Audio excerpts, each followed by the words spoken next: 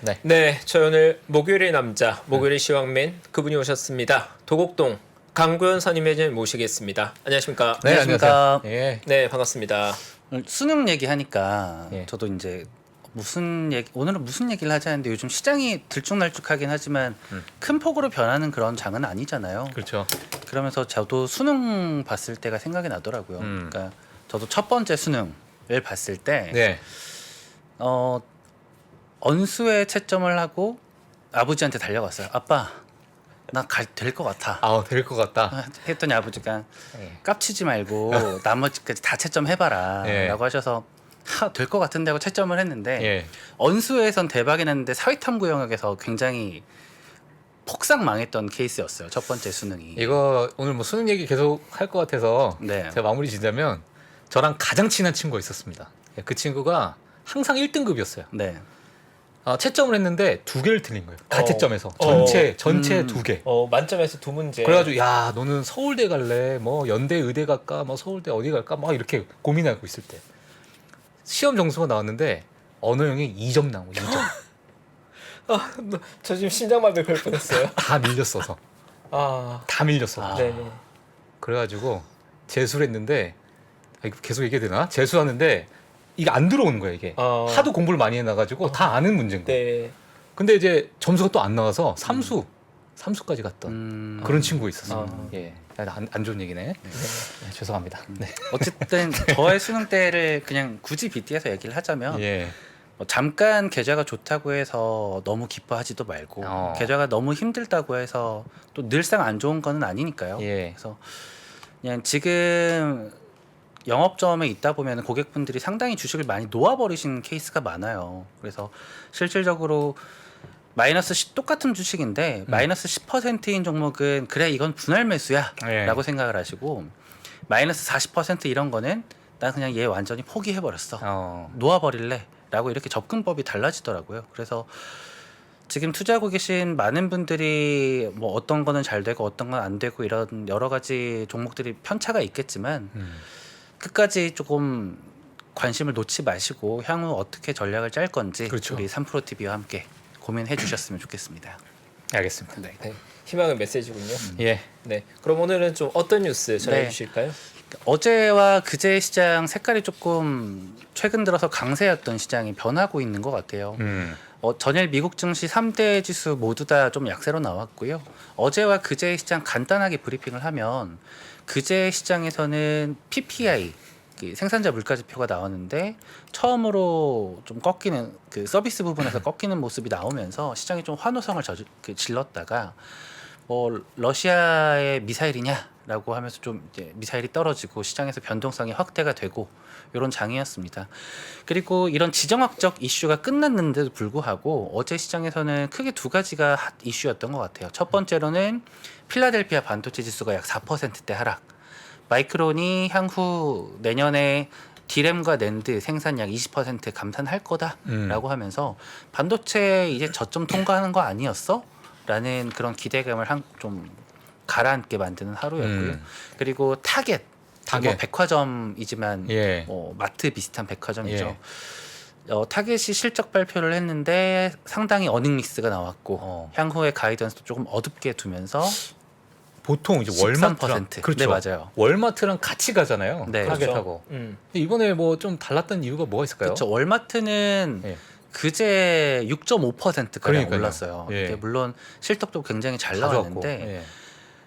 최근에 단순하게 생각을 하면은 그 주식들로 좀 비교를 할 수 있을 것 같아요. 일단은 월마트의 경우에는 음식료, 이 식료품 비중이 약 50%가 넘고 예. 타겟의 경우에는 약 20% 정도 20%. 수준이다. 그러니까 필수 소비 비중이 높은 월마트의 경우에는 실적이 굉장히 잘 나왔고 의류라든지 그렇죠. 아니면 생필품 이런 것들은 비중이 높은 타겟의 경우에는 좀 어닝 미스가 있었다. 실질적으로 지금 맥도날드 같은 경우에는 사상 최고가, 신고가에서 놀고 있고 스타벅스도 고점 비해서 한 20% 정도 까져 예. 있고 물론 지난 6월 저점 대비해서는 약 40% 가까이 올라 있지만 그리고 다른 자동차 업체들이라든지 뭐 가전이라든지 IT라든지 이런 것들은 좀 상당히 약한 모습 보이고 있거든요. 따라서 필수 소비자냐 비필수 소비재냐에 따라서 최근에 주가는 좀 많이 다른 모습을 보여주고 있다라고 봐주셔야 될 것 같습니다. 네, 알겠습니다. 자, 일단은 사실 뭐 실적 발표인데 오늘 뭐 사실 엔비디아에 대한 얘기를 또 안 하고 갈 수가 없을 것 같아요. 네. 뭐 엔비디아 뭐 어떻게 보셨나요 혹시 반도체? 그러니까 전일 반도체 업종 다 망가지고 나서 예. 엔비디아만 시간의 소폭 그러니까요. 이제 오르면서 예. 끝났고 일단 실적이 모두 다 암울하게 보고 있었지만 일단은 좀 많이 빠졌던 것도 있었고 예. 그리고 실적이 모두가 생각했던 것보다는 조금 나았다 정도로 보고 있습니다. 그러니까 최근에 반도체 업황 전반적으로 본다면 가장 어두운 터널을 지나고 있다. 그래서 모두가 함께 오르는 장이었다가 마이크론이 조금 찬물을 끼얹었다 정도로 봐주셔야 될 것 같아요. 예. 그리고 특히나 최근에 한국에서도 이슈가 됐었던 워렌 버핏의 TSMC 매수를 보면서 전반적으로 반도체 업황은 긴 터널을 거의 다 지났다라는 게 좀 주요 논리였는데 네. 좀 마이크론이 좀 찬물을 끼얹었다라고 어. 봐주시면 될 것 같습니다. 예. 제가 엔비디아 뉴스를 좀 보면서 요거는 뭐 재고가 좀 있었다. 네. 근데 이제 반도체 그 산업군에 있어서 재고의 어떤 증가 이게 어떤 반도체 사이클과 같이 좀 볼 수가 있을까요? 뭐 어떻게 봐야 될까요? 그런 부분? 보통 국내에서 매니저들이 그런 표현을 많이 쓰는 게 삼성전자의 매수 타이밍을 잡을 때 매출액 대비 재고의 규모로서 매수 타이밍을 보통 잰다고 얘기해요.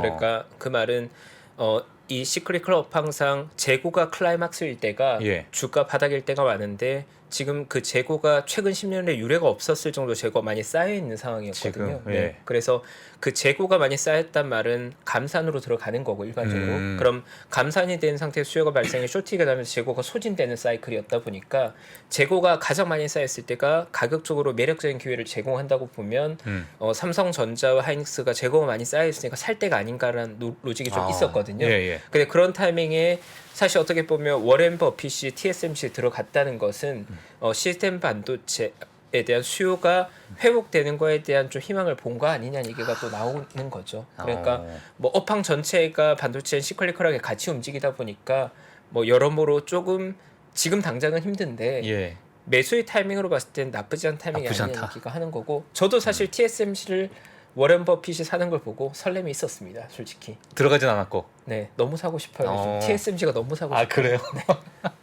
너무 사고 싶어요. 알겠습니다. 네. 네. 저의 경우에도 반도체를 삼성전자를 지난달에 좀 열심히 사긴 했어요. 좀 이악 물면서 사긴 했어요. 솔직히 이까지 악물었어요. 이게 용기를 내야 되는 시장이었었던 것 같아요. 10월 달까지는 시장이 굉장히 힘들었었으니까. 예. 근데 물론 뭐 바닥을 잡았다 이런 거는 아니지만 또 6만 원 언더에서 고객분들 담아드리려고 노력을 했었고 뭐 나쁘지 않은 선택이었다 정도. 베스트까지는 아니었어도 그 정도였는데 방금 최용석 선임께서 말씀해주신 것처럼 반도체 사이클 재고를 봤을 때 우리 과거 2017, 18년도에 반도체 빅사이클이 왔을 때 반도체 재고가 15주까지 늘어났던 게 4주까지 줄어들면서 삼성전자 2배, 하이닉스 3배에 갔었던 시기였거든요. 그런데 역사적으로 반도체 재고가 약 15주 정도를 맥스로 보고 있는데 물론 지금 15주 정도 된다. 이고 근데 물론 15주 된 지가 꽤 됐습니다. 그래요? 좀 이건 아쉽긴 하지만 15주 정도가 된다라는 게 제일 의미 있는 것 같고요. 예. 그러니까 재고상으로는 제일 고점인 부근에 와 있다.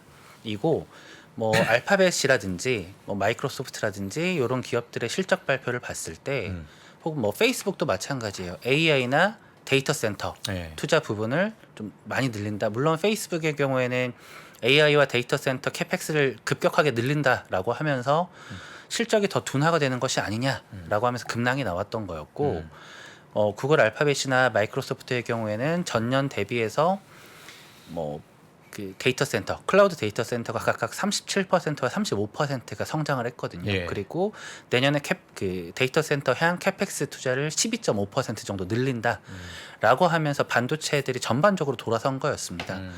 그래서 데이터 센터 향 매출이 있는 반도체 기업들은 조금 더 탄력적으로 최근에 올랐었던 거였고 마이크론이 조금 이거에 대해서 찬물은 끼얹기는 했지만 감산을 하면서 그 재고가 소진이 되고 그리고 반도체 가격이 오른다면 다시금 반도체는 좀 추가적으로 상승할 수 있는 모멘텀이 있다 정도로 받아주셔야 될 것 같습니다. 알겠습니다. 반도체 하도 말씀을 많이 하셔가지고 살짝 땡깁니다 요즘. 네. 반도체가. 워렌 버핏 사실 반도체 투자했다는 거는 좀 글로벌하게 약간 설렘을 느낀 것 그러니까요. 같아요. 예. 업황이 있는 투자. 아니 오래 있어가지고 워렌 버핏 선택이 너무 다 좋았기 완벽하죠. 때문에. 네. 완벽했죠. 신의 이게- 수다. 홀딩스 채널이라고 들어가 보시면 투자자분들 아시는 분들도 있겠지만 워렌 버핏이라든지 찰리 먼거라든지 뭐 아니면 뭐 각각의 투자 구루들이 어떤 주식들을 분기 말에 보유를 하고 있었는가를 볼 수가 있지 않습니까? 혹은 내가 좋아하는 뭐 예를 들어 애플 혹은 엔비디아 이런 종목들의 최대 주주들은 누구인가? 그리고 전분기 대비해서 얼마를 더 샀거나 얼마를 줄였는가 이런 걸 확인할 수가 있는데 워렌 버핏의 포트폴리오가 14일, 15일 이때 공개되고 나서 저도 조금 깜짝 놀랐어요. TSMC 부분이 좀 핫했구나 그렇죠. 정도였고 네. 기존에는 워렌 버핏이 가장 큰 차이점이라면 절대적으로는 시클리컬 혹은 중후장대 산업들을 좋아했었는데 처음으로 이제 반도체 투자를 했다라는 거고 예. 그리고 또 하나의 차이점이 있다면 과거에 B2C에서 지금 좀 B2B로 넘어오고 있다 정도의 느낌을 받을 수가 있는 것 같아요. 대표적인 게 애플 소비자들이 많이 살 수 있는 것들 이런 것들이었는데 점진적으로 뭐 쉐브론이라든지 뭐 페트로브라스라든지과 같은 뭐 오일 업체들 그리고 이번에 TSMC까지 넘어오면서 이제는 반도체 업황이 좀 긴 어두운 터널을 지났다라는 베팅도 있겠지만 전반적으로는 미국과 중국의 중요한 선거들이 끝났고 이제는 정부 정책들이 본격적으로 작동을 하고 밀어주는 시기가 올 텐데 이것 부분에 있어서 B2C보다는 B2B 업종들이 조금 더 탄력을 받지 않을까라는 전망들이 좀 같이 나오고 있고요. 네. 조금 의미가 있었던 것들로 보자면은 최근에 줄였던 것들을 보면은 뭐 비아디를 줄이고 TSMC를 많이 늘렸다. 그리고 분리자들을 줄였다를 봤을 때 확실하게 그 금리 코로나 이후에 금리 인하와 유동성 확대 정책으로 개인 소비들이 좀 소비들의 수혜를 받던 기업들의 좀 포트폴리오는 줄이고 이제는 정부의 정책을 기대할 수 있는 그런 기업들로 포트폴리오가 지금 전환이 되고 있다 정도로 봐주셔야 될 것 같습니다. 이것도 상당히 좀 재밌는 관전 그러니까요. 포인트네요. 네. B2C에서 B2B, B2B? 위주로. 네. 네, 정책 수혜 중요한 포인트인 것 예. 같고요. 결국 근데 대략 뭐 실적 발표 시즌은 대충 지나가고 마무리가 되고 있는 것 같고 결국 시장에서 올해 키였던 건 결국 인플레이션인 거잖아요. 맞습니다. 인플레이션과 연준의 정책이 올해 시장의 색깔을 결정했는데 네. 결국 지금 투자자들이 바라는 건 내년에 됐을 때 올해와 다른 시장이 될 수 있어? 그렇다면 인플레이션이 가라앉고 연준의 정책이 좀 더 부드러워지는 거에 대한 고민을 하고 있을 것 같은데 네. 그 부분 혹시 어떻게 보고 계세요? 저도 이 부분에 대해서 굉장히 긍정적으로 바라보고 있었는데 실제로 지금 연준 의장들은 그분들의 코멘트를 보면은 좀 불리시하게 혹은 비둘기파적으로 바뀌고 있는 것 같지는 않습니다. 실제로 최근에 나왔던 CPI 지표도 뭐 시장 기대치 대비 훨씬 더 잘 나왔었고 뭐 7.7% 근원은 6.3% 그리고 PPI 경우에는 뭐 예상치 8.3이었는데 8.0 나오고 근원 7.2 예상이었는데 6.7 나오고 하면서 소비자 물가와 생산자 물가 모두 우리 시장이 예상했던 것보다 급격하게 잡혀가고 있는 모습이다. 그렇기 때문에 시장이 훨씬 더 빠르게 환호를 했던 것인데 페드워치라고 구글이나 네이버에 검색을 하면은 시카고 거래소에서 이번에 금리를 얼마나 올릴 것인가 향후 금리를 얼마나 올릴 것인가 나오는 지표들이 있거든요. 여기서 엄밀하게는 50bp 인상 전망 12월에 50bp 인상할 거다라는 게 한 달 전에는 33.6% 그리고 지금은 85.4% 우위예요. 그런데 중요한 건 여전히 75bp 금리 인상 할 수도 있어 라고 보는 게 15% 가까이 되는 겁니다. 그러니까 다시 말해서 25bp 금리 인상 할 수 있지 않을까? 라고 제가 혹은 주변에 좀 불리시하게 보시는 분들이 예상했던 거는 아직 트레이더들 사이에서는 25bp를 인상하기에는 조금 이르다라고 보는 것 같아요. 11월 달의 경우에는 그러니까 10월 지표긴 하죠. FOMC가 끝나고 나서 CPI 발표가 있었잖아요. 그리고 CPI가 나오고 나서 시장이 조금 선반영해서 급 반등했던 그런 모습이었는데 12월은 조금 다른 모습일 것 같아요. 물론 12월에 나오는 11월 자료들이 얼마나 잘 나올지는 모르겠지만 12월에는 13일에 CPI 발표가 있고 네. 14일에 FOMC가 있습니다. 야. 그래서 만에 하나 11월 그러니까 12월에 발표되는 11월의 CPI 지표가 또 시장이 기대하는 것보다 훨씬 더 꺾여서 나온다라고 한다면 예. 지금 시장은 약 85% 정도의 확률로 50bp의 금리 인상을 예. 바라보고 있지만 우리가 예상한 것보다 훨씬 더 CPI가 꺾여서 나온다면 25bp도 어느 정도 나올 수 있지 않을까라고 희망을 갖고 있는 거죠. 네. 그런데 지금 최근의 장에서는 뭐 CPI 발표하고 나서 급반등 그리고 중국에서 제로 코로나 정책을 조금 완화하겠다라는 냄새만 풍겨도 시장이 급반등하고 있는데 연준의 인사들의 발언 좀 상당히 엇갈리는 모습이에요. 네. 그러니까 뭐 패트릭 하커 뭐 필라델피아 연은 총재는 과도한 긴축 리스크를 피하기 위해서라도 우리가 금리 인상하는 속도를 조절하고 나중에 좀 멈춰야 된다라고 언급을 하는데 뭐 애틀랜타 연은 총재는 PPI까지도 잘 꺾여서 나왔는데 인플레가 잡히는 신호는 없다. 금리 인상은 계속 가야 된다라는 네. 식으로 발언을 했고 물론 매파적인 분이긴 했지만요. 예. 그리고 샌프란시스코 데일리 연은 총재도 최종 금리가 4.75에서 5.25가 돼야 된다예요. 그러니까 시장은 한 5% 정도에서 멈추지 않을까인데 조금 더 매파적인 발언을 좀 지속하고 있다. 그리고 이분의 표현에 따르면 금리 우리가 바이앤홀드를 하듯이 금리를 인상 후 홀드를 해야 된다. 인플레가 완전히 잡힐 때까지. 예. 그러니까 연준 피봇. 그러니까 내년에는 금리를 연준이 상반기에 아주 소폭 올리고 내년 연말에는 금리를 하락시킬 거야라는 기대감을 상당히 많은 투자자들이 가지고 있는데 페드 피봇에 대한 그러니까 내년 상반기에 올리고 연말에는 금리를 낮추는 거에 대한 기대감을 조금 후퇴하게 만드는 발언을 했던 거죠. 각각의 연준 의원들이 뭐 CPI와 PPI 결과를 보고 나서 좀 꺾였다. 이제 금리 인상 속도를 조금 조절해야 된다라는 사람들도 있지만 반대로 단 한 분의 그 지표들 가지고는 알 수가 없다라는 게 핵심인 것 같아요. 그래서 지금 12월 FOMC까지 물론 제 개인적인 생각이긴 하지만 지금 최근에 반등 이후 뭐 실적 발표도 거의 끝났고 지수 자체로는 강력하게 상승하기는 어려울 것 같다. 순환매는 좀 나오되 지수 자체가 강력하게 상승하기보다는 조금 쉬어가는 장이 되지 않을까 정도로 보고 있습니다. 예. 네. 그 요번에 인플레이션을 또 보면서 영국 인플레이션이 또 충격적이었죠. 예, 뭐 41년 만에 뭐 최고의 또 인플레이션을 또 찍었는데 이건 또 어떻게 뭐 글로벌 경제에서 또 이제 연관이 되어 있으니까 네. 어떻게 보시나요 그런 부분?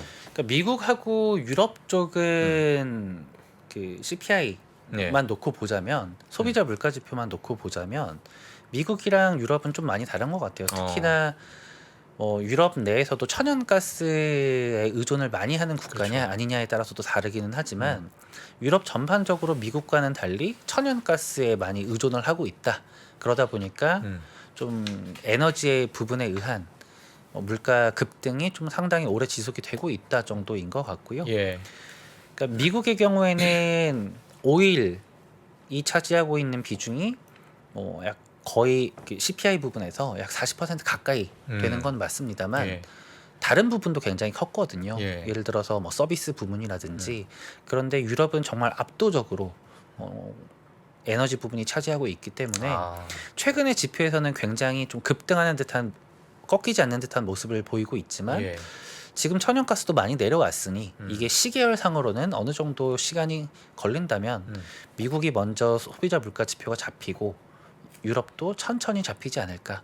그렇다면 미국이 제일 먼저 조금 증시 부분에서 유럽보다는 회복이 빠르지 않을까라고 네. 보고 있습니다. 알겠습니다. 자, 오늘 사실 또 이제 두 분이 나오셨는데 두 분이 아니죠.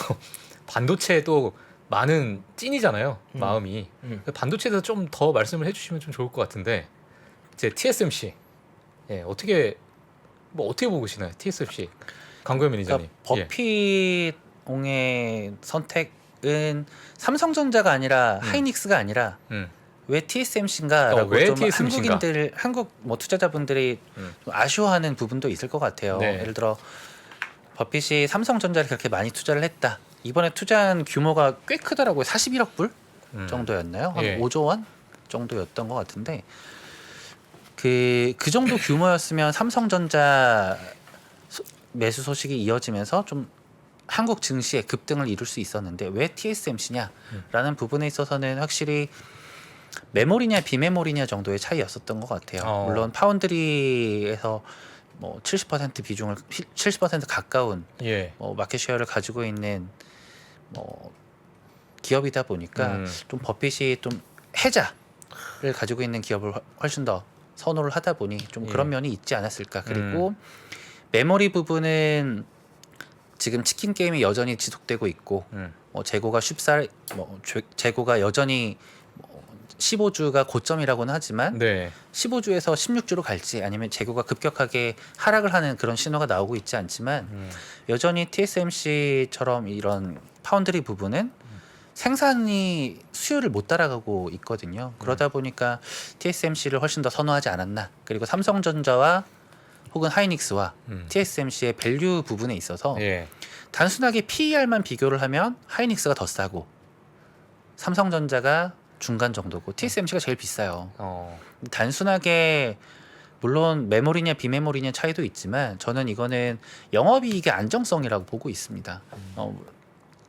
하이닉스의 경우에는 2011년에 약 1조 원 정도의 적자를 내기도 했었고 그리고 그 디램 거의 올인이다 보니까 삼성전자는 반도체도 있고 백색 가전도 있고 모바일도 있고 이렇게 다양하게 포트폴리오가 분산되어 있는 것 같지만 반도체 매출 비중이 약 40% 정도이고 이 영업이익률이 25%가 나올 때도 있고 45%가 나올 때도 있어요. 반도체 빅사이클이 올 때는 마진이 45%까지 치솟다가 또 재고가 많이 쌓이고 안 좋을 때는 25%까지 내려앉고 그런데 TSMC의 경우에는 영업이익률이 정말 꾸준하게 나오거든요. 그러다 보니까 오히려 버핏 뭐 바닥을 잡는 바텀 피싱의 입장에서는 삼성전자나 하이닉스나 마이크론이 조금 더 매력적일 수가 있겠다. 때때로는. 하지만 마음 편히 투자하기에는 매출이나 순이익의 변동성이 크지 않은 TSMC가 오히려 투자자분들에게는 그냥 반도체를 투자할 거라면 네. 마음 편히 갈 거라면 예. 뭐 TSMC가 더 나은 대안이 될 수 있지 않았을까로 보고 있습니다. 지금 강고 매니저님께서는 삼성전자입니까? TSMC입니까? 저는 삼성전자가 압도적으로 많아요. 지금. 네, TSMC 그러니까 저는 그렇게 생각하거든요. 예. 물론 TSMC를 가지고 있으면 더 포트폴리오가 다변화가 될 수 있겠다라고는 보는데 예. 반도체 부분에 있어서 대한민국의 삼성전자 하이닉스가 뭐 디램 부분 압도적으로 장악하고 있고 그리고 대한민국 투자자라면 TSM 환율에 대한 변동성 좀 같이 고려를 해야 되잖아요. 예. 그러다 보니 삼성전자의 재고 부분에서 좀 많이 싸졌을 때 투자를 하고 꽉 쥐고 있는 게 오히려 나을 수도 있겠다. 그러니까 환 부분에 있어서 스트레스는 좀 덜 할 수 있겠다 정도로 보고 있고요. 네. 물론 고객분들이 해외 주식이나 아니면 다른 부분 투자를 함에 있어서 물론 마이크론보다는 하이닉스나 삼성전자를 훨씬 더 선호하지만 굳이 대한민국 투자자가 원화 투자자라면 TSMC보다는 삼성전자가 나은 대안일 수도 있겠다. 물론 이거는 성향이지만 성향이지만 저는 성향상 삼성전자를 들고 조심스럽죠. 있습니다. 방송이 많이 늘었어요. 네, 신중함을 유지하죠. 요즘 신중해야 되겠다는 마지막에 생각을 이렇게 많이 하고 싹 있습니다. 감아줘야 돼 이렇게. 네. 예. 민감한 질문 훅 찔렀는데 그렇죠. 아주 잘 대응했습니다. 네, 잘 받았어요. 네. 네, 훌륭한 패스, 훌륭한 토스였습니다. 예. 네, 훌륭합니다. 네. 네.